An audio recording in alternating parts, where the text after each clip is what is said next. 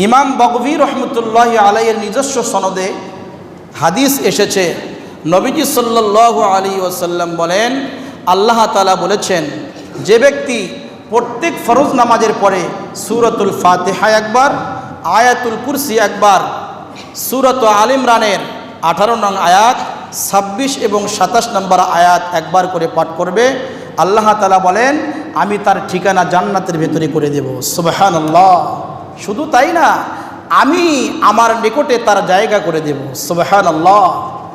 প্রত্যেকটা দিন আমি ওই ব্যক্তির উপরে 70 বার রহমতের দৃষ্টি প্রদান করব। সুবহানাল্লাহ।